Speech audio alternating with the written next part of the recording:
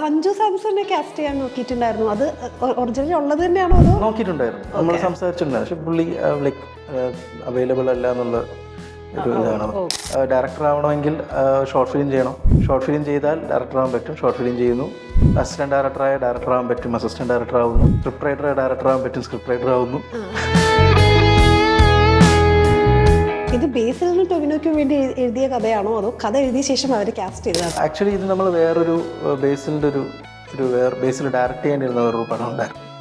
ഒരു വലിയ പടമായിരുന്നു, വേറൊരു ലാംഗ്വേജിലുള്ള പടമായിരുന്നു. അപ്പോൾ അതിങ്ങനെ ഒരു അൺസർട്ടൈൻ ആയിട്ട് ഇങ്ങനെ നിൽക്കുന്ന ഒരു സിറ്റുവേഷനിൽ ലൈക്ക് നമുക്ക് ആ മൂവി നടക്കുമ്പോൾ നടക്കട്ടെ, അപ്പോൾ ആ ഇൻ ബിറ്റ്വീൻ നമുക്കൊരു പടം ചെയ്യാമെന്ന് ബേസിൽ പറയുന്നു. സോ ആ ഗ്യാപ്പിൽ ഞാൻ ബോൾസനെങ്കിൽ പിന്നെ ഇങ്ങനെ ഒരു പടം എനിക്ക് ചെയ്താൽ കൊള്ളാമെന്നുണ്ട്. അപ്പോൾ ബേസിൽ പറയുന്നു, ഓക്കെ ഞാൻ അഭിനയിക്കാം, ഞാൻ പ്രൊഡ്യൂസ് ചെയ്യാം. ശ്രീകുട്ടൻ വെള്ളയാണി അല്ലെങ്കിൽ ഗാനഗുണ്ട എന്ന് പറയുന്ന ഈ ക്യാരക്ടർ ആക്ച്വലി എനിക്ക് വേറൊരു കഥ ഉണ്ടായിരുന്നു. ശരിക്കും ഒരു റിയൽ ക്യാരക്ടറാണിത്. ഓ, അങ്ങനെ ആളുണ്ട്. ഈ പേരിതല്ല, പുള്ളി ശരിക്കും ഒരു ഗായകനാണ്, പക്ഷെ അയാൾ ഗുണ്ടയാണ്. ആ ഒരു സംഭവം പോകുന്നുണ്ടോ? അതായത് ഇപ്പൊ ക്യാമിയോ നമ്മൾ എത്രയൊക്കെ ഒളിപ്പിച്ച് വെച്ചാലും റീൽസിലൊക്കെ വന്നിട്ട് എല്ലാവർക്കും അത് സ്പോയിലർ ആയിട്ട് മാക്സിമം നമ്മൾ ഹൈഡ് ചെയ്യാനായിട്ട് നോക്കി, പക്ഷെ നടന്നില്ല. ഇപ്പോൾ വിക്രം എന്ന് പറയുന്ന വർഷത്തിൽ നമുക്ക് സൂര്യ റോളക്സ് നമുക്ക് എത്ര നാളെ നമുക്ക് ഹൈഡ് ചെയ്യാൻ പറ്റും, തലേന്ന് അത് ലീക്കായി. പക്ഷെ അത് അതിനൊരു മാക്സിമം ഒരു എത്ര നോക്കിയാൽ അത് റിവീൽ ആവും. നമുക്കറിയായിരുന്നു ഈ സീൻ വരുമ്പോൾ എന്തായാലും കൈയടി ഉണ്ടാകുന്നു, പക്ഷെ ഭീകര റെസ്പോൺസ് ആയിപ്പോയി. സിനിമ കഴിഞ്ഞിട്ടല്ല, കണ്ടോണ്ട് ഇന്നിപ്പോൾ ഫോൺ ചെയ്തിട്ട് ഇതിൽ ഡെന്നിച്ചൻ ആരാണെന്ന് അറിയാവുന്നൊക്കെ പറഞ്ഞ് പിള്ളേർ ഫോൺ അങ്ങനെയൊക്കെ, അതെ അപ്പം തന്നെ ഫോൺ ചെയ്യാം. ഹലോ എവ്രി വൺ, ഇന്ന് നമ്മുടെ കൂടെ ഒരു സ്പെഷ്യൽ ഗസ്റ്റ് ആണ് ഡയറക്ടർ അരുൺ അനിരുദ്ധൻ. ഓക്കെ, എനിക്ക് തോന്നുന്നു നമ്മൾ അതിരടിയുടെ ഡയറക്ടർ അല്ലെങ്കിൽ മിന്നലമുരളിയുടെ റൈറ്റർ ഒന്നും പറയണ്ട, ഇപ്പൊ ഇതിനൊരു ബ്രാൻഡിങ് നെയിമായിട്ട് മാറി. അങ്ങനെ തോന്നുന്നുണ്ടോ? ആണോ, എനിക്ക് ഉറപ്പില്ല. അതാണ് ഇൻട്രോയിൽ അതൊന്നും പറയാതിരുന്നത്. കാരണം എനിക്ക് തോന്നുന്നു ചെയ്ത് വെച്ചേക്കുന്ന രണ്ട് അല്ലെങ്കിൽ സിനിമകൾ എന്ന് പറഞ്ഞാൽ നമുക്ക് എന്നും ഓർക്കാനുള്ളതാണ്. അപ്പോൾ ഒരു ഡയറക്ടർ ആവണം എന്നുള്ള ആഗ്രഹം, ആ ജേണി ഇവിടെ വരെ എത്തി. ഫസ്റ്റ് ഷോ കഴിഞ്ഞിട്ട് നിങ്ങളുടെ ഒരു റീല് കണ്ടിട്ടുണ്ടായിരുന്നു, നിങ്ങൾ ഭയങ്കര ഹഗ് ചെയ്തൊക്കെ. അത് ആ ഒരു മൊമെന്റ് എങ്ങനെ ഓർക്കുന്നത്? ലൈക്ക് അത് കുറേ വർഷത്തെ ഒരു ഇതിന്റെ റിസൾട്ടിന്റെ എൻഡാണത്. സോ അത് ആ ടൈമിൽ ഞാൻ ഇവരെല്ലാവരും മേളിൽ നിന്നാണ് മൂവി കണ്ടത്, ബേസിലും എല്ലാവരും.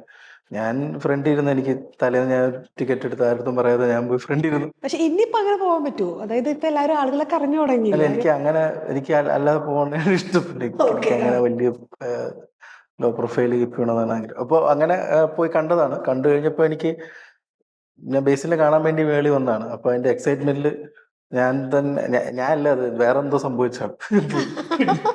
എനിക്കത് ഓർമ്മയില്ല. അതായത് ഓർമ്മയില്ല എന്താണ്. അതായത് ഡയറക്ടർ ആവണം എന്നുള്ള ആഗ്രഹം എഴുത്തുകാരനായി അല്ലേ? അത് ആ സാധാരണ എല്ലാവരും ചെയ്യുന്ന പോലെ ഒരു AD ആയിട്ട് സ്റ്റാർട്ട് ചെയ്യാം എന്നുള്ള ഒരു ആഗ്രഹം വന്നു. അത് ഇതിലേക്കുള്ള ഒരു ചുവടുവയ്പ്പായിരുന്നു. അതൊക്കെ നടന്ന് ഈ മൊമെന്റിൽ ഇങ്ങനെ ഇരിക്കുക. അപ്പൊ ആ ഒരു ഇമോഷണൽ ആയിട്ടുള്ള ആ ഒരു ബ്ലാസ്റ്റ് ആണോ നമ്മൾ അവിടെ കണ്ടത്? അതെ അതെ അതെ അതെ.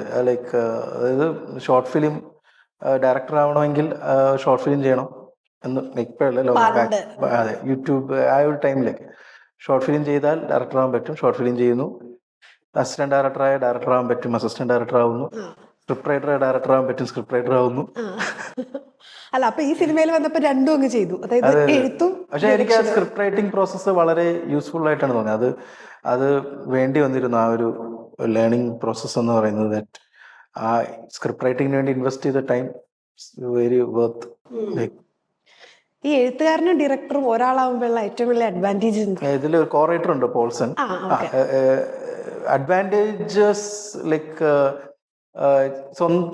ഓൺ പ്രോപ്പർട്ടി, ഇന്റലക്ച്വൽ പ്രോപ്പർട്ടി അല്ലെങ്കിൽ ഓൺ ഐഡിയ ചെയ്യാനാണ് എപ്പോഴും എക്സൈറ്റ്മെന്റ്. ലൈക്ക് അത് മൈൻഡിലുള്ള വിഷൻ, ലൈക്ക് അത് ചെയ്ത് കാണുമ്പോൾ ഒരു എക്സൈറ്റ്മെന്റ്, അത് ഓരോ നമ്മൾ മനസ്സിലുള്ളത് അവസാനം സ്ക്രീനിലേക്ക് വരുമ്പോൾ അതിൻ്റെ ഓരോരോ ലെയർ, ഷൂട്ട് സമയത്ത്, അതിൻ്റെ ഡബിങ് നടക്കുന്ന സമയത്ത്, അല്ലെങ്കിൽ അതിൻ്റെ ഗ്രീഡ് നടക്കുന്ന സമയത്ത് എല്ലാം ഇതിങ്ങനെ കളർഫുൾ ആയിട്ട് വരുന്നതിൻ്റെ ഒരു എക്സൈറ്റ്മെന്റ് ഉണ്ട്. പിന്നെ മനസ്സിലല്ലാത്തത് വേറൊരു രീതിയിൽ ബ്യൂട്ടി ആയി വരുന്നതിൻ്റെ മറ്റൊരു എക്സൈറ്റ്മെന്റും കൂടെ ഉണ്ട്. സോ അത് ഡെഫിനറ്റ്ലി ഭയങ്കര ഒരു സന്തോഷം തരുന്ന ഒരു കാര്യമാണ്. ഏകദേശം എത്ര സമയം എടുത്തു ഈ കഥയുടെ ഒരു തോട്ട് കിട്ടി? ഇത് ആക്ച്വലി ഞാൻ ഐഡിയാസ് ഞാൻ വന്ന ഉടനെ അപ്പൊ തന്നെ എഴുതുന്ന ഒരു പരിപാടി ഇല്ല. ആക്ച്വലി മനസ്സിൽ കിടക്കും ഇങ്ങനെ. അത് കുറച്ച് ഇത് ആക്ച്വലി കോളേജിൽ ഉണ്ടായിരുന്ന സമയത്ത് ഉണ്ടായിരുന്ന ഐഡിയ ആണ്. ഓ ഓക്കെ. അപ്പോഴേ ഇങ്ങനെ ഒരു ഫെസ്റ്റ് റിലേറ്റഡ് എന്തെങ്കിലും ഒരു സബ്ജക്റ്റ് കോളേജിലുള്ളവർക്കൊരു റിലേറ്റബിൾ ആണെന്ന് തോന്നി. ലൈക്ക് അങ്ങനത്തെ ഒരു സ്പേസ് രാഗം ധ്വനി, ഐ മീൻ ഒരുപാട് കോളേജിൽ ഇന്റർ കോളേജ് ടെക് ഫെസ്റ്റ് ഒക്കെയാണ്. അപ്പോൾ ഫെസ്റ്റ് റിലേറ്റഡ് എന്തെങ്കിലും ഒരു മൂവി വന്നാൽ റിലേറ്റബിൾ ആവും. ലൈക്ക് അപ്പോൾ ഒരു കോളേജ് പടം മനസ്സിലുണ്ട്. പക്ഷെ എഴുതുന്ന സമയത്ത് തന്നെ ഒരു സ്ഥിരം കോളേജ് പടം അല്ലാതെ എന്തെങ്കിലും ഒരു ഡിഫറെൻ്റ് ആയിട്ട്, ഇപ്പം ഈ പടത്തിൽ ഇപ്പം ക്ലാസ് റൂം സീൻസ് ഒന്നും ഇല്ല, ഹോസ്റ്റൽ സീൻസ് ഒന്നും ഇല്ല. അപ്പം അങ്ങനത്തെ ഉള്ള അങ്ങനെ സ്ഥിരം കാണുന്നതൊക്കെ മാറ്റി നമ്മളൊരു 2 ദിവസത്തെ കഥയാണ് ഇതിൽ പറയുന്നത്. അപ്പം അങ്ങനത്തെ ഒരു പരിപാടിയിലോട്ട് എത്തിയതാണ്. ലൈക്ക് ഇതൊരു എന്താണ് ഒരു വൺസ് ഇതിൻ്റെ ഒരു പ്രോജക്റ്റ് വൺസ് ചെയ്യാമെന്ന് ഉറപ്പിച്ച ശേഷം പിന്നെ ഒരു 8 മാസത്തെ ഒരു സ്ക്രിപ്റ്റിംഗ് പ്രോസസ്സാണ് ഉണ്ടായിരുന്നത് മൊത്തത്തിൽ. അതുകൊണ്ട് പിന്നെ സ്ട്രൈറ്റ് ഷൂട്ടാണ് പോയത്. ഇത് ബേസിലിനും ടൊവിനോയ്ക്കും വേണ്ടി എഴുതിയ കഥയാണോ അതോ കഥ എഴുതിയ ശേഷം അവർ കാസ്റ്റ് ചെയ്തതാണ്? ആക്ച്വലി ഇത് നമ്മൾ വേറൊരു ബേസിലിൻ്റെ ബേസിൽ ഡയറക്റ്റ് ചെയ്യേണ്ടിരുന്ന വേറൊരു പടം ഉണ്ടായിരുന്നു. ഒരു വലിയ പടമായിരുന്നു, വേറൊരു ലാംഗ്വേജിലുള്ള പടമായിരുന്നു. അപ്പോൾ അതിങ്ങനെ ഒരു അൺസർട്ടൈൻ ആയിട്ട് ഇങ്ങനെ നിൽക്കുന്ന ഒരു സിറ്റുവേഷനിൽ ലൈക്ക് നമുക്ക് ആ മൂവി നടക്കുമ്പോൾ നടക്കട്ടെ, അപ്പോൾ ആ ഇൻ ബിറ്റ്വീൻ നമുക്കൊരു പടം ചെയ്യാമെന്ന് ബേസിൽ പറയുന്നു. സോ ആ ഗ്യാപ്പിൽ ഞാൻ ബോൾസനെങ്കിൽ പിന്നെ ഇങ്ങനെ ഒരു പടം എനിക്ക് ചെയ്താൽ കൊള്ളാമെന്നുണ്ട്. അപ്പോൾ ബേസിൽ പറയുന്നു ഓക്കെ ഞാൻ അഭിനയിക്കാം, ഞാൻ പ്രൊഡ്യൂസ് ചെയ്യാം, സ്ക്രിപ്റ്റ് പരിപാടി നടക്കട്ടെ. അങ്ങനെ വന്നതാണ്. അങ്ങനെ ഒരു 8 മന്ത് എടുത്തു. അപ്പോൾ അതിൽ ആദ്യത്തെ ഡ്രാഫ്റ്റിൽ ടൊവിയുടെ ക്യാരക്ടർ ഉണ്ടായിരുന്നു, പക്ഷെ ക്യാമിയോ ആയിരുന്നു. പിന്നീട് ആ ക്യാരക്ടറിനെ എക്സ്റ്റെൻഡ് ചെയ്ത് കൊണ്ടുവന്നതാണ് ഈ ശ്രീകുട്ടൻ വെള്ളയാണി അല്ലെങ്കിൽ ഈ ഗാനഗുണ്ട എന്ന് പറയുന്ന ഈ ക്യാരക്ടർ. ആക്ച്വലി എനിക്ക് വേറൊരു കഥ ഉണ്ടായിരുന്നു, ശരിക്കും ഒരു റിയൽ ക്യാരക്ടറാണിത്. ഈ പേര് ഇതല്ല, പുള്ളി ശരിക്കും ഒരു ഗായകനാണ്, പക്ഷെ അയാള് ഗുണ്ടയാണ്. ശ്രീകുട്ടൻ ചെയ്ത പരിപാടികളൊക്കെ തന്നെ പുള്ളി സ്റ്റേജിൽ പാടും, ആരെങ്കിലും കൂവയാണെങ്കിൽ പുള്ളി നോക്കി വെച്ചിട്ട് പേടിക്കും. അപ്പൊ അന്ന് എനിക്കത് ഭയങ്കര ഇൻട്രസ്റ്റിംഗ് ആയിട്ട് തോന്നി. ട്രിവാൻഡ്രത്തുള്ള ഒരാളാണ് ആ ക്യാരക്ടർ. എനിക്ക് ഭയങ്കര സ്ട്രൈക്കിംഗ് ആയിട്ട് തോന്നി. നന്നായിട്ട് പാടും പുള്ളി. ചെറുപ്പത്തിലൊക്കെ സംഗീതം നന്നായിട്ട് പഠിച്ചിട്ടുണ്ട്, പക്ഷെ പുള്ളി ഇതാണ് കുറച്ച് ആളകത്തൊക്കെ ആയിരുന്നു. അപ്പൊ ആ ഒരു ക്യാരക്ടറിനെ എടുത്ത് ഞാൻ സെപ്പറേറ്റ് ഒരു പടം ചെയ്യാനുള്ള പ്ലാൻ ഉണ്ടായിരുന്നു. പിന്നെ അതിനെ ഇതിലോട്ട് ആഡ് ചെയ്തതാണ്. കറക്റ്റ് ആയിട്ട് ഇത് രണ്ടും കൂടെ മിക്സ് ചെയ്തപ്പോഴാണ് അതിരടി അടിപൊളിയായിട്ട് വന്നത്. ഇപ്പൊ 2 റൈറ്റേഴ്സ് ഉണ്ടാവുമ്പോഴേ നിങ്ങൾ തമ്മിൽ ഒരു ക്രിയേറ്റീവ് കോൺഫ്ലിക്ട്സ് ഉണ്ടാവും? അല്ല, ഉറപ്പായിട്ടുണ്ടാവും. ലൈക്ക് ഇപ്പൊ 1 ഡയമെൻഷനിലാണെങ്കിൽ നമുക്ക് ഓഡിയൻസ് ആയിരിക്കും പടം ഇറങ്ങി കഴിയുമ്പോൾ അത് നമ്മള് തിരിച്ചെന്തെങ്കിലും പറയുന്നത്. ഇതിപ്പോ നമ്മൾ റൈറ്റിംഗ് സ്റ്റേജിൽ തന്നെ പിന്നെ ഹെൽത്തി ആയിട്ടുള്ളതും വളരെ ഒരുപാട് വട്ടം വഴക്ക് പ്രശ്നമൊക്കെ ഉണ്ടായി, നമ്മൾ അങ്ങോട്ടും ഇങ്ങോട്ടും അടിയും ഇതൊക്കെ ആയിട്ട് അങ്ങനെയൊക്കെയുള്ള സ്റ്റേജസ് ഉണ്ടായിട്ടുണ്ട്. പക്ഷെ അത് ഹെൽത്തി ആയിട്ടാണ്. നമ്മൾ ഓരോ ഡിസിഷൻ എടുക്കുമ്പോഴും രണ്ടുപേരും 2 രീതിയിൽ ചിന്തിക്കുന്നവരാണ്. ഇപ്പോൾ പോൾസനെ സംബന്ധിച്ചിടത്തോളം കാതൽ എന്ന് പറഞ്ഞ പടം എഴുതി അങ്ങനത്തെ ഒരു മമ്മൂക്കയെ വെച്ചിട്ടുള്ള പടമൊക്കെ എഴുതി വേറൊരു പെർസ്പെക്റ്റീവിലാണ് പുള്ളിയുടെ തോട്ട് പ്രോസസ്സ്. കുറച്ചുകൂടി എന്റർടൈനർ ലൈക്ക് അങ്ങനത്തെ ഒരു ആംഗിളിലാണ്. അപ്പോൾ രണ്ടിൻ്റെ ഒരു കോൺഫ്ലിക്റ്റ് എപ്പോഴും ഓൾവേസ് ദെയർ. അപ്പോൾ അത് ഹെൽത്തി ആയിട്ടുള്ള ഒരു അവസാനം ഒരു കൺക്ലൂഷനിൽ എത്തുന്നു. അതൊരു വേറൊരു അസോസിയേറ്റ്, ഇപ്പോൾ സോഹിലോ അല്ലെങ്കിൽ വേറെ ഏതെങ്കിലും അസോസിയേറ്റ്സ് ഉണ്ട്, അവരെയൊക്കെ വിളിച്ചിട്ട് ഡിസ്കസ് ചെയ്യും ഇതിലേതാണ് ബെറ്റർ എന്നുള്ളൊക്കെ ഒരു. അപ്പൊ അതിൽ നിന്നൊരു കോളൊക്കെ എടുത്താണ് മുന്നോട്ട് വെക്കേണ്ടത്. ഇപ്പൊ ഈ ഗാനഗുണ്ടയുടെ കാര്യം പറഞ്ഞ പോലെ തന്നെ ഡെന്നിച്ചനും എവിടെങ്കിലൊക്കെ കണ്ടു പരിചയമുള്ള ഒരാൾ തന്നെയായിരുന്നു. അതായത് പുള്ളി വലിയ കാറൊക്കെ കൊണ്ടു നടക്കുന്നത്, അതിനകത്ത് കുറെ കോമഡി സീൻസ് ഉണ്ട്, പക്ഷെ അയാൾ അത് ഉരുട്ടി എങ്ങനെയൊക്കെയോ കൊണ്ടുപോവാ. അതുപോലത്തെ ആരെങ്കിലൊക്കെ? ഡെന്നിച്ചന്റെ എന്ന് വെച്ചാൽ നമ്മള് ഇപ്പോ റിയൽ അല്ലെങ്കിൽ ഇപ്പോൾ നമ്മൾ ഇതൊക്കെ കണ്ടിട്ടുള്ള ഇതൊക്കെ തന്നെയാണ്. നമ്മള് കോളേജിലൊക്കെ കണ്ടിട്ടുള്ളവരും അങ്ങനത്തെ മൂഡിലുള്ള ഇതൊക്കെ തന്നെ പിടിച്ചിട്ടുള്ളത്. ഇപ്പൊ ഡെന്നിച്ചന്റെ വണ്ടിക്കകത്ത് എപ്പോഴും ഒരു ഒരു കന്നാസുണ്ട്. അതെന്തിനാണെന്ന് ചോദിച്ചു കഴിഞ്ഞാൽ എപ്പോഴും പെട്രോൾ തീരും, അത് പുള്ളി യൂസ്ഡ് ആണ്. കഷ്ടപ്പെട്ട് BMW കൊണ്ടു നടക്കുന്ന ഒരാളാണ്. പുള്ളിയുടെ ആ ഒരു മാനസികാവസ്ഥയൊക്കെ നമ്മള് മനസ്സിലാക്കണം. വളരെ EMI ഒക്കെ എടുത്ത് പുള്ളി പറയുന്നുണ്ട് ഡയലോഗ്. അത് ഏറ്റവും വലിയ കോമഡി സീൻ. കയ്യിലുണ്ടായിരുന്ന ലാസ്റ്റ് 250 രൂപയ്ക്ക് അടിച്ചിട്ട് റേസിന് വരുവാണോ എന്ന് ചോദിക്കുന്നത്. ആ ഡയലോഗ് ആക്ച്വലി ആരുടെ ആയിരുന്നു? നമ്മൾ സ്ക്രിപ്റ്റിലുള്ളതാണ്. നമ്മൾ പിന്നെ സ്പോട്ടിൽ കുറെ അങ്ങോട്ടും ഇങ്ങോട്ടും എല്ലാവരും കൂടെ ഗ്രൂപ്പായിട്ട് ഡിസ്കസ് ചെയ്ത് അങ്ങനെ ഒരു ഇംപ്രൊവൈസേഷനും കൂടെ ഉണ്ടായിട്ടുണ്ട്. അപ്പോൾ അങ്ങനത്തെ ഒരു ക്യാരക്ടറാണ്. ഈ പറഞ്ഞ പോലെ തെറിച്ച് നടക്കുന്ന ഒരു മലപ്പുറം വൈബൊക്കെ ഉള്ള അങ്ങനത്തെ ഫാൻസി. ആ പുള്ളിയുടെ ആ കാറിന്റെ വിങ്സ്, അതെ വിങ്സ് ബട്ടർഫ്ലൈ ഡോർസ് ആണ്. സോ അത് തന്നെയാണ് പുള്ളിയുടെ ക്യാരക്ടർ. പുള്ളി മൊത്തത്തില് തെറിച്ച് നിൽക്കുന്ന ഒരു പരിപാടിയായിട്ട്. ഓക്കെ. നമ്മൾ ഇതുവരെ ക്യാമിയോ റിവീൽ ഇല്ല ചെയ്തിട്ടില്ലല്ലോ ഇല്ല അല്ലേ ഇല്ല എവിടെയും? ഇല്ല ഇല്ല പക്ഷെ എനിക്ക് തോന്നുന്നു എല്ലാവർക്കും അറിയാം. അപ്പോൾ ആക്ച്വലി അത് സിനിമയുടെ ആ ഒരു സംഭവം പോകുന്നുണ്ടോ? അതായത് ഇപ്പൊ ക്യാമിയോ നമ്മൾ എത്രയൊക്കെ ഒളിപ്പിച്ച് വെച്ചാലും റീൽസിലൊക്കെ വന്നിട്ട് എല്ലാവർക്കും അത് സ്പോയിലർ ആയിട്ട് മാക്സിമം വരുന്നു. നമ്മൾ ഹൈഡ് ചെയ്യാനായിട്ട് നോക്കി, പക്ഷെ നടന്നില്ല. ഇപ്പോ വിക്രം എന്ന് പറയുന്ന പടത്തില് നമുക്ക് സൂര്യ റോളക്സ് നമുക്ക് എത്ര നാളെ നമുക്ക് ഹൈഡ് ചെയ്യാൻ പറ്റും, തലേന്ന് അത് ലീക്കായി. പക്ഷെ അത് അതിനൊരു മാക്സിമം ഒരു എത്ര നോക്കിയാൽ അത് റിവീൽ ആവും എന്നുള്ളതാണ്. അതാ സിനിമയുടെ ആ ഒരു ക്യൂരിയോസിറ്റിയുടെ പാർട്ടിനെ ഒന്ന് കില്ല എന്ന രീതിയിലാണ്. അതായത് ഇല്ലാത്തവർക്ക് ഫസ്റ്റ് പെയ്ഡ് പ്രീമിയർ ഷോയ്ക്ക് അവർക്ക് ഭയങ്കര ഒരു അത് ഹൈറ്റ്. ഞാനത് കണ്ട് നമുക്കറിയായിരുന്നു ഈ സീൻ വരുമ്പോ എന്തായാലും കൈയടി ഉണ്ടെന്ന്, പക്ഷെ ഭീകര റെസ്പോൺസ് ആയിപ്പോയി. നമ്മള് എല്ലാരും ഫോണൊക്കെ ചെയ്തു പറഞ്ഞാൽ സിനിമ കഴിഞ്ഞിട്ടല്ല, ആ കണ്ടോണ്ടിരുന്നപ്പോ ഫോൺ ചെയ്തിട്ട് ഇതില് ഡെന്നിച്ചൻ ആരാണെന്ന് അറിയാവോന്നൊക്കെ പറഞ്ഞു പിള്ളേർ ഫോൺ അങ്ങനെയൊക്കെ. അതെ അതെ, അപ്പൊ തന്നെ ഫോൺ ചെയ്യാം. ഓക്കെ. അത്രയും ഫാൻസ് ഉള്ള ഒരാളാണ്. അതെ അതെ അതെ അതെ അതെ. സഞ്ജു സാംസണിനെ കാസ്റ്റ് ചെയ്യാൻ നോക്കിയിട്ടുണ്ടായിരുന്നു. അത് ഒറിജിനലി ഉള്ളത് തന്നെയാണോ അതോ? നോക്കിയിട്ടുണ്ടായിരുന്നു, നമ്മൾ സംസാരിച്ചിട്ടുണ്ടായിരുന്നു. പക്ഷെ പുള്ളി ലൈക്ക് അവൈലബിൾ അല്ല എന്നുള്ള ഒരു ഇതാണ്. കാരണം ബേസിൽ സഞ്ജു ആ ഒരു കോംബോ ആളുകൾക്ക് കാണാൻ ഭയങ്കര ഇഷ്ടമാണല്ലോ. അതെ അപ്പൊ ഇനി വരുന്ന സിനിമകളിൽ നമുക്ക് അത് പ്രതീക്ഷിക്കാൻ പറ്റും. ഇപ്പൊ ബേസിലിന്റെ മൂവി അല്ലേ എഴുതിക്കൊണ്ടിരിക്കുന്നത്? അതെ അതെ, ബേസിൽ ഡയറക്റ്റ് ചെയ്യുന്ന മൂവി എഴുതിക്കൊണ്ടിരിക്കുകയാണ്. അതിന്റെ സ്റ്റേജ് നടക്കുന്നു, അതിന്റെ പ്രൊസീജിയേഴ്സ് നടന്നുകൊണ്ടിരിക്കുകയാണ്, ഫൈനലൊന്നായിട്ടില്ല. ഓക്കെ. പിന്നെ ഷാനിക്കയിലേക്ക് വരും. ഷാനിക്കയുടെ ഒരു ഓട്ടം ഉണ്ട്, ഈ മുണ്ടൊക്കെ ഇങ്ങനെ വെച്ചിട്ട്. അത് ഭയങ്കര, അത് പുള്ളി കൈ നിട്ട് ചെയ്തതാണോ? എങ്ങനെയായിരുന്നു അത് അതിന്റെ? ആക്ച്വലി പുള്ളി ശ്രീമൂലം ക്ലബിന്റെ അവാർഡ് മേടിക്കാൻ വന്നതാണല്ലോ, ആ ഡ്രസ്സാണത്. ഓക്കെ. അപ്പൊ പുള്ളി ആ ഡ്രസ്സ് ഇട്ടിട്ടാണത്, മഷറാണത്, മുണ്ടും ജുബയും കൂടെ ഇട്ടാൽ നല്ലതായിരിക്കും. കാരണം ശ്രീമൂലം ക്ലബിന്റെ അവാർഡ് വാങ്ങിക്കാൻ വേണ്ടി ഈ കോസ്റ്റ്യൂം കറക്റ്റ്. വിനീതേട്ടൻ കോളേജിൽ പെർഫോം ചെയ്യാൻ വേണ്ടിയുള്ള ഡ്രസ്സാണ് ഇട്ടേക്കണത്. അപ്പൊ ഇവർ ഈ മുണ്ടുള്ളതുകൊണ്ട് ഇതിങ്ങനെ, അത് നമ്മൾ ആ ഓട്ടം നമ്മൾ പ്ലാൻ ചെയ്തപ്പോഴേ പുള്ളി ഇതിങ്ങനെ കയ്യിൽ വെച്ചോണ്ട് ഓടണേ നല്ലതായിരിക്കും എന്ന് ഉണ്ടായിരുന്നു. പക്ഷെ അത് വർക്കായി. നേരെ ഒന്ന് സ്റ്റേജിൽ ഒന്ന് കയറുമ്പോൾ രക്ഷപ്പെടാൻ വേണ്ടി ഓടുന്നയാ പുള്ളി, രക്ഷപ്പെടാൻ വേണ്ടി ഓടി സ്റ്റേജിൽ ഒന്ന് കയറിയതാണ്. നീ ആ സൈഡ് നോക്കിക്കോ, ഞാൻ ഇവിടെ നോക്കാം. അതേപോലെ തന്നെ ഇൻട്രൊഡ്യൂസ് ചെയ്യുന്ന സമയത്ത് ഇങ്ങനെ ഷാൻ റഹ്മാൻ പറഞ്ഞ പുള്ളിയുടെ ഒരു ചിരിയുണ്ട്. അതായത് പെട്ടും പോയി, അന്ന് ഒന്നും ചെയ്യാനും പറ്റൂല. അതെ അതെ, പുള്ളി അവാർഡ് മേടിക്കാൻ വന്നതാണ്. വിനീതായിട്ട് അത് ഡ്രോപ്പ് ചെയ്യാന്ന് പറഞ്ഞാണ് പുള്ളീനെ. പിന്നെ പുള്ളി ബിരിയാണി, നിനക്കുള്ള ബിരിയാണി ഞാൻ മേടിച്ചു തരാമെന്ന് പറഞ്ഞു വന്നതാണ്. ഒരു ബോണസ് ആയിട്ട് കിട്ടിയതാണ്. വിനീതേട്ടന്റെ കാസ്റ്റിംഗിലേക്ക് എങ്ങനെ? വിനീതേട്ടൻ ആദ്യത്തെ ഇനിഷ്യൽ ഐഡിയയില് ഒരു ബാൻഡിനെ കൊണ്ടുവരുന്നു, ബാൻഡ് ടീമിനെ കിഡ്നാപ്പ് ചെയ്യുന്നു, അങ്ങനെയൊക്കെയായിരുന്നു. പക്ഷെ ഇപ്പൊ നമ്പർ 20 മദ്രാസ് മെയിലൊക്കെ എന്ന് പറഞ്ഞാൽ മമ്മൂക്കായിട്ട് തന്നെയാണ്. മോഹൻലാൽ വരുന്നു, മമ്മൂക്കിന്, അങ്ങനെയാണല്ലോ. അപ്പൊ ആ ഒരു പരിപാടി നമുക്ക് വിനീതേട്ടനായിട്ട് കൊണ്ടുവന്നു കഴിഞ്ഞാൽ ആളുകൾക്ക് അതിന്റെ ഒരു ഫോർത്ത് വേൾഡ് ബ്രേക്കിൽ നിൽക്കണതിന്റെ ഒരു പരിപാടി കിട്ടുമെന്ന് തോന്നിയായിരുന്നു. അപ്പൊ അത് അങ്ങനെ തന്നെ ചെയ്തു. ഇവർ രണ്ട് റിയൽ ക്യാരക്ടേഴ്സ് തന്നെ ഇട്ട് വെച്ചു.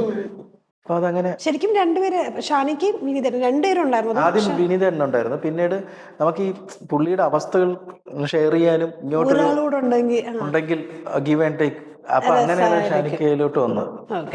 അവരപ്പൊ തന്നെ ഓക്കെ പറഞ്ഞു. അതെ അതെ അതെ, ഷാനിക്കയ്ക്ക് കഥ കഥ കേട്ടു ഓക്കെ പറഞ്ഞു.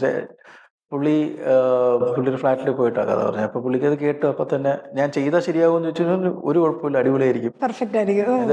ഇത് ആദ്യം ഡിസ്കസ് ചെയ്യുന്ന സമയത്ത് ഷാനിക്കയുടെ പേര് വന്നപ്പോ തന്നെ നമ്മളത് ഉറപ്പിച്ചു. പോൾസനാ പറഞ്ഞത് ഷാനിക്കനെ കൊണ്ടുവന്ന അടിപൊളിയായിരിക്കും. പക്ഷെ അടിപൊളിയായിട്ട് അത് ചിന്തിച്ച സമയത്ത് തന്നെ നമുക്ക് തോന്നി അത് വർക്കാവും. അവരുടെ ഇവന്റേക്ക് വളരെ രസമായിട്ട് പോയിട്ടുണ്ട്. ഇപ്പൊ ഈ ശ്രീകുട്ടന്റെ ഏരിയ ഇത്രയും വർക്ക് ചെയ്തിട്ടില്ലായിരുന്നു. അപ്പൊ ഈ കഥ വേറെ രീതിയിലായിരുന്നു നമ്മൾ ആദ്യം പ്ലാൻ ചെയ്തത്. അങ്ങനായിരുന്നു പ്ലാൻ ചെയ്തത്. വേറെ ഒരു ക്യാരക്ടറായിട്ടായിരുന്നു ആന്റഗണിസ്റ്റ് നിന്നത്. പിന്നീട് ശ്രീകുട്ടൻ എൻഡിൽ വരണ പോലെയായിരുന്നു. പിന്നീട് അതൊക്കെ മാറ്റി ശ്രീകുട്ടനെ മൊത്തത്തില് ആദ്യം മുതലേ നമ്മൾ ബിൽഡ് ചെയ്ത് കൊണ്ടുവരായിരുന്നു. എനിക്ക് തോന്നുന്നു ഒരുപാട് ജൂനിയർ ആർട്ടിസ്റ്റുകളെ വെച്ചിട്ട് പ്ലാൻ ചെയ്ത്, അല്ലെങ്കിൽ പ്ലാൻ അല്ല, സീൻസ് എടുക്കേണ്ടി വന്നിട്ടുണ്ടായിരുന്നു അല്ലേ? അപ്പൊ അതൊക്കെ എങ്ങനെ മാനേജ്? എനിക്ക് തോന്നുന്നു ആ കോൺസേർട്ടൊക്കെ വരുന്ന സമയത്ത് ഏകദേശം 10,000 ഉണ്ടായിരുന്നു. അതെങ്ങനായിരുന്നു അത് മാനേജ് ചെയ്തത്? അത് നമ്മൾ പ്രോപ്പർ പ്രീ പ്രൊഡക്ഷൻ ചെയ്തിട്ടാണ്. ലൈക്ക് നമുക്ക് 2,000 പേര് വരുന്ന ഒരു ദിവസം ഉണ്ടാവും. ആ ഒരു ദിവസം നമ്മൾ 2,000 പേര് വെച്ച് നമ്മൾ മാക്സിമം വൈഡുകളൊക്കെ എടുത്തിട്ട് ബാക്കി ദിവസങ്ങളിൽ ഒരു 100, 200, 300 അങ്ങനെയൊക്കെ ബാക്കി ക്രോസ് ഒക്കെ വെച്ചിട്ട് അങ്ങനെയൊക്കെ എടുത്തത്. അത് പ്രോപ്പർ പ്രീ പ്രൊഡക്ഷനിലാണ് അത് നിന്നത്. ഇത് മൊത്തം ഒരു 82 ഡേയ്സിലാണ് ഇത് ഷൂട്ട് ചെയ്തത്. അത് നമ്മൾ നേരത്തെ ഷൂട്ടിന് 1 മാസം മുമ്പ് തന്നെ ഫിസാറ്റിൽ പോയി അസിസ്റ്റന്റ് ഡയറക്ടേഴ്സിനെ നിർത്തി നമ്മൾ മൊബൈലിൽ സീൻസ് ഫോട്ടോയിൽ എടുത്ത്, അത് ബിഹൈൻഡ് ദ സീൻസ് എന്നൊരു ആപ്പ് ഉണ്ട്, അപ്പൊ അതിലൊക്കെ അത് അപ്ഡേറ്റ് ചെയ്ത് എല്ലാം പ്രോപ്പർ, എല്ലാവർക്കും രാവിലെ എല്ലാ ഡിപ്പാർട്ട്മെന്റിനും രാവിലെ അറിയാം കൃത്യമായിട്ട് എന്താണ് ഇവിടെ ഇന്ന് സംഭവിക്കാൻ പോകുന്നത്, ഇന്ന് എത്ര പേര് വരും, എന്തൊക്കെയാണ് എടുക്കാൻ പോകുന്നത്. അപ്പൊ ആ ഒരു ക്ലാരിറ്റി ഉള്ളതുകൊണ്ട് തന്നെ ആർക്കും കൺഫ്യൂഷൻ ഇല്ലായിരുന്നു അതിന്. അതുകൊണ്ട് അത് എഫക്റ്റീവായിട്ട് പോയി.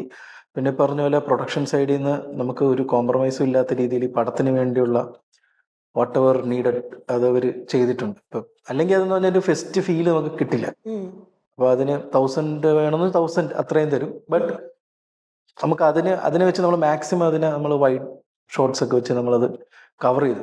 വെരി ലൈവ് ആക്കാൻ വേണ്ടി നമ്മൾ മാക്സിമം ബാക്ക്ഗ്രൗണ്ട് പാസിങ് എല്ലാം ഫെസ്റ്റ് റിലേറ്റഡ് ആയിട്ടുള്ള കോസ്റ്റ്യൂം, പ്രോപ്പർട്ടീസ്, അങ്ങനെ സൗണ്ട് ഡിസൈനിലൊക്കെ നമ്മൾ അങ്ങനെ ലൈവ് ആക്കി എടുത്തതാണ്. ഓക്കെ. ഇപ്പൊ ബേസ്ലൈനോട് ഇതിനകത്തോട്ട് വരുന്ന സമയത്ത് കുറച്ചും കൂടെ, അതായത് ഒന്ന് ഡയറ്റ് ചെയ്ത് ബോഡിയൊക്കെ സെറ്റ് ചെയ്യണം എന്ന് പറയാൻ, അത് ആരായിരുന്നു അവതരിപ്പിച്ചത്? അല്ല, ബേസിലിനെ ചാങ്കുട്ടി എന്ന് പറഞ്ഞ ക്യാരക്ടർ ചെയ്യാൻ പുള്ളിക്ക് വ്യക്തമായിട്ടൊരു ധാരണയുണ്ട്. ലൈക്ക് ഇത് എന്തായാലും ഇപ്പോഴത്തെ ഒരു ഇതിൽ പറ്റില്ല, കുറച്ചുകൂടെ ഒന്ന് വെയിറ്റ് ഷെഡ് ചെയ്യണമെന്ന് പറഞ്ഞു. അപ്പം ഇൻസ്ട്രക്ഷൻ എൻ്റെ സൈഡിൽ നിന്ന് ഉണ്ടായിരുന്നു. ലൈക്ക് ഷെഡ് ചെയ്ത് ഒന്ന് മൊത്തത്തിലൊന്ന് ഹെയർ ഒക്കെ നമുക്ക് ബാക്കിൽ ഒരു ഹെയർ ഒക്കെ നമുക്ക് റെഡിയാക്കാം, ഒരു കോളേജിൽ പോകുന്ന ലുക്ക് കിട്ടണമല്ലോ. യെസ്, വെക്കണം. അപ്പം അങ്ങനെയൊക്കെ വന്നു കഴിഞ്ഞാൽ റെഡിയാവും എന്നൊക്കെയുള്ളത് പറഞ്ഞത്. പ്രോപ്പർ പുള്ളി ഡ്രാസ്റ്റിക് വെയിറ്റ് ലോസ് ആണ് വിത്ത് 6 ഇന്റർമീഡിയറ്റ് ഫാസ്റ്റിംഗ്, വിത്ത് വർക്കൗട്ട്, ഇന്റൻസ് വർക്കൗട്ട്, ഡയറ്റ് ഒക്കെ ചെയ്തിട്ടാണ് അത് പിടിച്ചത്. ഒരു ഗ്യാപ്പ് എടുത്തിട്ടാണോ ഇത് പറഞ്ഞിട്ട് പിന്നെ ഒരു ഗ്യാപ്പ് എടുത്തിട്ടാണോ? ഡെഫിനറ്റ്ലി ഒരു എനിക്ക് തോന്നുന്നു 3-4 months കണ്ടിന്യൂസ് വിത്ത് ട്രെയിനർ നന്നായിട്ട് പുള്ളി അത് ചെയ്തു. ഫാസ്റ്റ് ചെയ്താ അതെ കറക്റ്റ് ആ ലുക്ക്. അതുപോലെ പല്ലിൽ കമ്പി, അത് ഫസ്റ്റ് ഇനിഷ്യൽ ഒരു കോളേജിന്റെ ഫസ്റ്റ് ഇയറിലൊരു ഇതിനു വേണ്ടി ചെയ്തതാണ്. പിന്നീട് നമുക്ക് ടുവേർഡ്സ് എന്റെ സാങ്കുട്ടിക്ക് ഒരു ചേഞ്ച് വരുന്നുണ്ട് ക്യാരക്ടർ വൈസും. ആദ്യം ഉള്ള ചാട്ടങ്ങളൊക്കെ കുറഞ്ഞ് മെച്ചൂർഡായിട്ട് വരുന്ന പരിപാടിയുണ്ട്. അപ്പൊ ആദ്യത്തെ ഒരു ഇതിനു വേണ്ടി നമ്മൾ ഒരു പല്ലിക്കമ്പിയൊക്കെ ഇട്ട് ട്രൈ ചെയ്താണ്. നമ്മൾ എഴുത്ത സമയത്തെ നമ്മൾ ക്യാരക്ടറിനെ നമ്മൾ സ്കെച്ച് ചെയ്യുന്ന സമയത്ത് നമ്മൾ രണ്ടുപേരും ക്യാരക്ടർ സ്കെച്ച് ചെയ്തിട്ടുണ്ടായിരുന്നു. അപ്പൊ ആ ടൈമിൽ തന്നെ ഇത് പ്ലാനിലുണ്ടായിരുന്നു. ഇപ്പൊ സ്ക്രിപ്റ്റിന്റെ കാര്യം പറയുന്ന സമയത്ത് ഇപ്പൊ ബേസ്ലൈറ്റിനാണെന്നുണ്ടെങ്കിൽ ഈ പറഞ്ഞ പോലെ ഇത് ഓക്കെ പറയാൻ ഭയങ്കര അത്ര ഈസി ആയിട്ടുള്ള ഒരാളല്ല എന്ന് പറയുന്നത് ഞാൻ കേട്ടു. അപ്പോൾ അഭിനയിപ്പിക്കുകയും ചെയ്തു. പ്രൊഡക്ഷൻ സൈഡിലേക്ക് എങ്ങനെ കൺവിൻസ് ചെയ്തത്? നമുക്കിപ്പോ ഹെൽത്തി ആയിട്ടുള്ള എന്തെങ്കിലും ഒരു സജഷൻ ഉണ്ടെങ്കിൽ പറഞ്ഞു കഴിഞ്ഞാല്, ഇപ്പം എന്തെങ്കിലും ഇങ്ങോട്ട് ബേസിലിന്റെ സൈഡിൽ സജഷൻ ഉണ്ട്, പക്ഷെ നമ്മളതിനെ ഇപ്പൊ ഇതുകൊണ്ടാണെന്ന് പറഞ്ഞു കഴിഞ്ഞാൽ ഓക്കെയാണ് പുള്ളിക്ക്. അപ്പൊ പക്ഷെ ആസ് എ ഡയറക്ടർ ചെയറിൽ ഇരിക്കുമ്പോൾ മിന്നൽ മുരളി പോലുള്ള സമയത്ത് പുള്ളിക്ക് കൃത്യമായിട്ടുള്ള കൺവെൻഷൻ ഉണ്ടാവും. നമുക്ക് ഇപ്പൊ ആക്ടർ സൈഡ് വരുമ്പോൾ പുള്ളി ഇതിങ്ങനെ ആയിരിക്കുമല്ലേ, അതെ അതെ അതെ നമ്മളൊരു കൺവിക്ഷനിൽ തന്നെയാണ്. അതായത് ഡയറക്ടർ എന്ന് പറയുന്നത് അതുപോലെ ആ രീതിയിൽ എടുക്കുന്ന ഒരാളാണ്. അതെ അതെ അതെ. ഓക്കെ. കാരണം ഇപ്പൊ സമ്മതിക്കാത്ത ഒരാളെ കൊണ്ട് അല്ലെങ്കിൽ കുറച്ച് സമ്മതിക്കാൻ കുറച്ചുകൂടെ ബുദ്ധിമുട്ടുള്ള ഒരാളുടെ അടുത്ത് നിന്ന് ഇതുപോലെ പ്രൊഡക്ഷൻ വരെ എത്തിക്കണം എന്ന് പറഞ്ഞാൽ അതൊരു വല്ലാത്ത കഴിവ്. അതെ, ഇപ്പൊ ബേസിലുള്ളത് എല്ലാ ആർട്ടിസ്റ്റുകളും ഇതിലുണ്ട്. ടൊവിനോയിലും വിനീതേട്ടനും ഇതിനൊരു പ്രോജക്റ്റ് ആക്കി മോൾഡ് ചെയ്തെടുക്കുക, അനന്തുവിനെ കൊണ്ടുവരുന്നു, അതൊക്കെ പുള്ളിയുടെ ഒരു എഫേർട്ടായിട്ട് തന്നെയാണ്. അതായത് നമ്മൾ സിനിമ ചെയ്യാമ്പോൾ നമ്മുടെ കുറേ നാളത്തെ ആഗ്രഹമാണ്, അതിലേക്ക് ഇതുപോലെ ഒരു വലിയ സ്റ്റാർ കാസ്റ്റ് വരുന്നു. ഈ സിനിമ ഷൂട്ട് തുടങ്ങുന്നതിന്റെ തലേ ദിവസം എങ്ങനെയായിരുന്നു? നല്ല വറീഡ് ആയിരുന്നു. ഇതൊക്കെയാണ് എല്ലാം പ്ലാൻഡ് ആണ്, ബട്ട് ഇത് എങ്ങനെയാണ് ഷൂട്ട് ഡേയ്സ് എങ്ങനെയാണെന്നുള്ള, കാരണം നമ്മൾ തലേന്ന് നമ്മൾ ആദ്യത്തെ ദിവസം ഷൂട്ട് ചെയ്യുന്നത് ബേസിൽ ഇൻട്രോ ആണ്. വാച്ച് ഇട്ടിട്ട് പുള്ളിയുടെ അത് ഇൻട്രോ സീനാണ് ഷൂട്ട് ചെയ്യുന്നത്. തലേന്നത്തെ ചിന്ത എന്ന് പറയുമ്പോൾ ഓക്കെ ഇൻട്രോ സീനൊക്കെ ഓക്കെ, ഞാൻ ആലോചിക്കുന്ന റാലി ക്ലൈമാക്സ് ഒക്കെയാണ്. അതൊക്കെ എങ്ങനെ ഷൂട്ട് ചെയ്യും ഒരു ഐഡിയ ഇല്ല. ഇപ്പോഴും ഞാൻ കാണുമ്പോൾ ഇതൊക്കെ എങ്ങനെയാണ് ഷൂട്ട് ചെയ്തിരുന്നുള്ള റാലി ക്ലൈമാക്സ് എല്ലാം പ്രോപ്പർ പ്രീ പ്രൊഡക്ഷൻ തന്നെയാണ്. നമ്മൾ എല്ലാവരും ഇരുന്ന് സ്ക്രിപ്റ്റ് റീഡ് ചെയ്യുന്നു, ഡിസ്കസ് ചെയ്യുന്നു, നമ്മൾ എല്ലാം ഇപ്പോൾ വൈറ്റ് ബോർഡിൽ നമ്മൾ കൃത്യമായിട്ട് പ്ലാൻ ചെയ്യുന്നു, എന്താണ് എത്ര മണിക്ക് ആര് എങ്ങനെയെന്നൊക്കെ. അതൊക്കെ കൊണ്ട് തന്നെയാണ് ഇത് നടന്നത്. എനിക്ക് തോന്നുന്നു ഈ പറഞ്ഞ പോലെ ഈ കുറെ ആളുകളെ വെച്ചിട്ടുള്ള സീൻസ് ആയിരുന്നു അല്ലെ മനസ്സിലെ മൊത്തം, അല്ലെങ്കിൽ ഇത് എങ്ങനെ എല്ലാ സീനിലും ക്രൗഡ് ഉണ്ട്. അതാ അതെ, ഈ മൊത്തത്തിൽ ഭയങ്കര കുറെ ആളുകളുള്ളൊരു, എനിക്ക് തോന്നുന്നു ഈ കാര്യം പറഞ്ഞ സമയത്ത് പണ്ട് ഏടിയാണെന്ന് പറഞ്ഞിട്ട് അത് ഓൾറെഡി അറിയാം. സച്ചി സാറിന്റെ അടുത്ത് പോയൊരു സമയം ഉണ്ടായിരുന്നല്ലോ, എക്സ്പീരിയൻസ്ഡ് ആയിട്ടുള്ള ഒരു ഏടിയാണ് എന്ന് പറഞ്ഞിട്ട്. ആ കഥകളൊക്കെ ഓർത്തോ? ദൈവമേ, ഇതെല്ലാം കൂടെ ഞാൻ മാനേജ് ചെയ്യണമല്ലോ എന്നൊക്കെ. അത് ബട്ട് നമുക്ക് അസിസ്റ്റന്റ് ഡയറക്ഷൻ ടീം നല്ല സ്ട്രോങ് ആയിരുന്നു. പിന്നീട് നമുക്ക് എല്ലാം പറഞ്ഞ പോലെ മൾട്ടിക്യാം ആയിരുന്നു. അപ്പൊ അതിന്റെ ഒരു ഗുണമുണ്ട്. പിന്നെ നമ്മൾ ഒരുപാട് പ്രശ്നം ഉണ്ടാക്കാത്ത പിള്ളേരൊക്കെ തന്നെയാണ്, ലൈക്ക് നമ്മൾ സഹകരിക്കുന്നവരൊക്കെ തന്നെയായിരുന്നു കൂടുതലും. എല്ലാവർക്കും അറിയാം എന്താണ് ചെയ്യാൻ പോകുന്നത്. അല്ല കൺഫ്യൂസ്ഡ് ആയി കഴിഞ്ഞാൽ എല്ലാവരും മൊത്തത്തിൽ ഇത് വീണ്ടും വീണ്ടും റീടേക്ക് പോകും. അപ്പൊ ആദ്യമേ എല്ലാത്തിനും ഒരു ക്ലാരിറ്റി കൊടുത്തിട്ടുണ്ടായിരുന്നു എന്താണ് വേണ്ടതെന്നുള്ളത്. അത് കൃത്യമായിട്ട് കിട്ടി. അതുകൊണ്ട് തന്നെ എല്ലാം സ്പീഡായിട്ട് നടന്നു. ഇപ്പൊ സാമ്പിളിന്റെ സൈഡായി പോലും നമ്മൾ നേരത്തെ ഇതെന്താണ് വേണ്ടതെന്നുള്ളതൊക്കെ പറഞ്ഞിട്ടുണ്ടായിരുന്നു. ഏതെങ്കിലും സീൻസ് നമ്മുടെ എഡിറ്റിംഗ് ടേബിളിൽ പോയിട്ടുണ്ടോ? Editing table definitely. ഇപ്പൊ നമ്മൾ മൊത്തം ഫസ്റ്റ് കട്ട് എനിക്ക് തോന്നുന്നു 310 എന്തുകൊണ്ടാണ്, ഇപ്പൊ എന്താ 4:2:4:37 ആണ്. അപ്പോൾ അത് ബാക്കിയുള്ളതൊക്കെ പറഞ്ഞ പോലെ എഡ്ജസ് ആൻഡ് കുറച്ച് കോമഡി സീൻസ് ഒക്കെ ചമ്മൻ കട്ട് നല്ല എഡിറ്റ് ആയിട്ടാണ് തോന്നിയത്. ആവശ്യമില്ലാത്ത കുറെ സീനൊക്കെ കട്ട് ചെയ്തു. അല്ല നമ്മള് പെർഫെക്റ്റ് ആയിട്ടാണല്ലോ ഈ സ്ക്രിപ്റ്റ് വെക്കുന്നത്.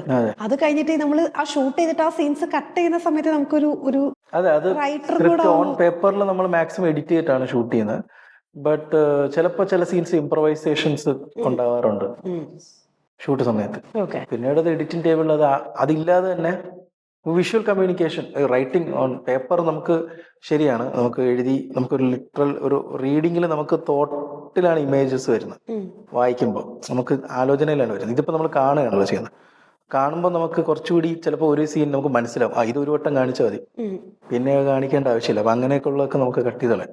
ഓക്കെ. അല്ല നമ്മള് റൈറ്ററും കൂടെ നമുക്കൊരു വിഷമാണോ, ആ സീൻ പോയല്ലോ? അല്ല, അത് നമ്മള് വേറൊരു പെർസ്പെക്റ്റീവും കൂടെ എടുക്കണം, ഒരു എഡിറ്ററിന്റെ പെർസ്പെക്റ്റീവും കൂടെ എടുക്കണമെന്ന് തോന്നുന്നു. ലൈക്ക് നമ്മളെ മാത്രം വാശി പിടിച്ചിട്ട് കാര്യമില്ല എന്നുള്ള ഒരു ചമനെ പോലൊരാള് like very into the movie. അപ്പൊ പുള്ളിയൊക്കെ പറയുന്ന ഒരു നമ്മൾ കുറെ കാലം അതിൽ ഇരിക്കുന്നതുകൊണ്ട് നമുക്കറിയില്ല സാച്ചുറേഷൻ. സോ ചമന്റെ പെർസ്പെക്റ്റീവിൽ ചിലപ്പോൾ അത് കറക്റ്റ് ആണ്, അതില്ലായിരിക്കുന്നത് നല്ലത്. ഓക്കെ. ഇപ്പൊ സച്ചി സാറും ഖാലിദ് റഹ്മാൻ രണ്ടുപേര് അവരുടെ സ്കൂൾ ഓഫ് സിനിമ എന്ന് പറഞ്ഞാൽ അത് വേറെ രീതിയിലാണ്. അത് എത്രത്തോളം സഹായിച്ചിട്ടുണ്ട്? ലൈക്ക് സച്ചേട്ടന്റെ കൂടെ എന്ന് പറയുമ്പോൾ നമുക്ക് ആർട്ടിസ്റ്റുകൾ എങ്ങനെ കൂളായിട്ട് ഹാൻഡിൽ ചെയ്യാം. റഹ്മാന്റെ സൈഡിൽ രണ്ടുപേരെ പാനിക് സിറ്റുവേഷൻസ് ഭയങ്കര ഷോർട്ട് ടൈമിൽ എങ്ങനെ, അതൊക്കെ ഇവർ രണ്ടുപേരിൽ നിന്ന് കിട്ടിയ സെൻസ് തന്നെയാണ്. അത് വളരെയധികം യൂസ്ഫുൾ ആയിട്ട് സ്ക്രിപ്റ്റ് എനിക്ക് ഒരുപാട് ബുക്കുകൾ സച്ചേട്ടൻ സജസ്റ്റ് ചെയ്തിട്ടുണ്ട്, അതൊക്കെ യൂസ്ഫുൾ ആയിട്ടുണ്ട്. ഇന്ദുഗോപൻ സാറിന്റെ ബുക്കുകളൊക്കെ ഞാൻ സച്ചേട്ടൻ വഴിയാണ് ആദ്യം വീക്കെൻഡ്.